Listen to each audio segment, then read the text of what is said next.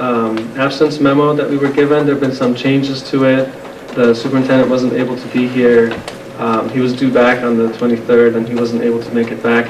I just wanted to give him a chance, if he wanted to make a statement about that. But the main thing I wanted to put before the committee is to make a request from the superintendent to provide us with an updated memo in which he would request any further leaves that he would want to take into the future and explain them. The result of the change in my returning on the 23rd was due to a doctor's appointment that I had on the 22nd, and there were some conditions that had changed.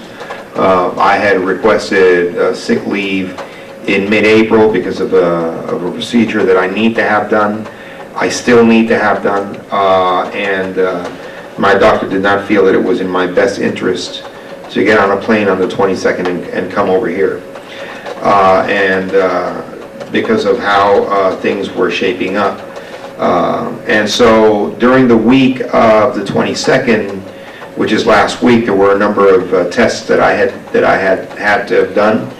And because of some complications that presented itself, the procedure could not have been done on Friday when it was originally scheduled. So therefore, it was, I don't want to say it was all for naught, because a lot of the tests that I had to have done have been done. However, the procedure is still pending, and I will need to still have to do it.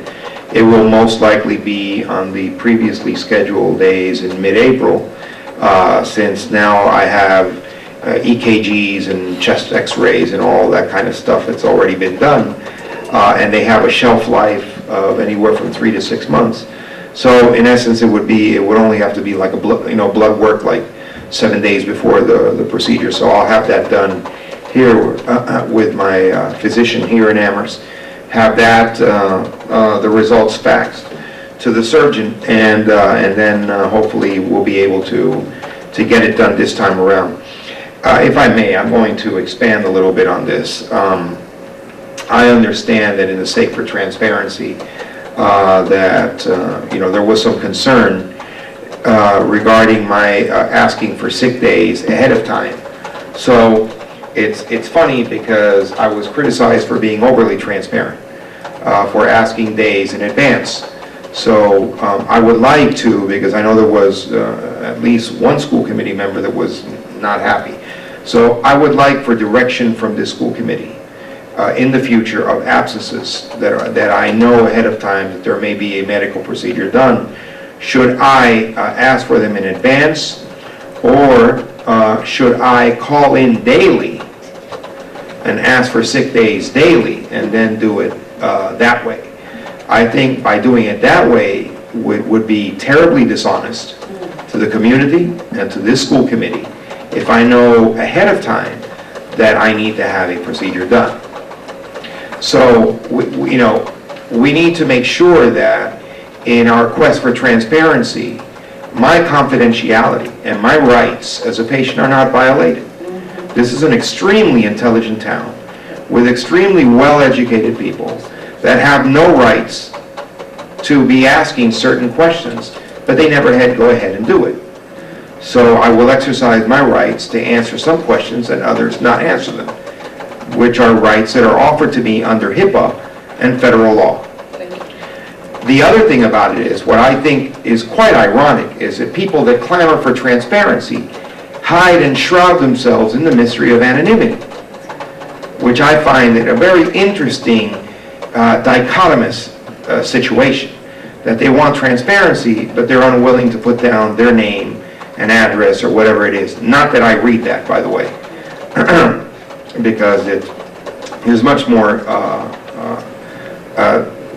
usefulness in my time to do things like, for example, getting you guys a detailed budget with the FTEs. I'd rather spend my time in that than be reading, nonsense by folks who do not have the integrity to come out and say, hey, it's me, I've got a question. So in light of because of the fact that my position is such a high-profile position, I went ahead and put that in writing in advance so that you all would know when I'm here and when I'm not.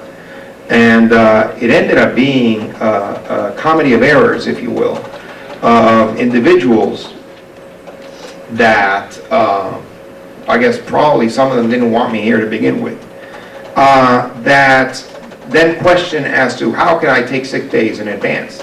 Well, that's what they're there for when you know that there's going to be a procedure done. My doctor has assured me that the FMLA papers, the surgeon was going to do it because the surgery didn't happen. The primary care is going to have them filled out. And they will be, hopefully they'll be faxed in first thing tomorrow, if they haven't been faxed in already. So, so I want to be very clear and unambiguous to the community and to this school committee that in my effort for transparency, no good deed goes unpunished. And so perhaps at the direction of this school committee, perhaps I will call in daily and take a sick day every morning and leave the district in limbo, not knowing, you know, because that would be another way around it, in which would be a lot less grief, not for me, but for some of the staff that, and for some of the school committee's members. So I thank you very much for your patience, and I ask for direction in this so I know how to proceed next time. Debbie? Yeah, I mean,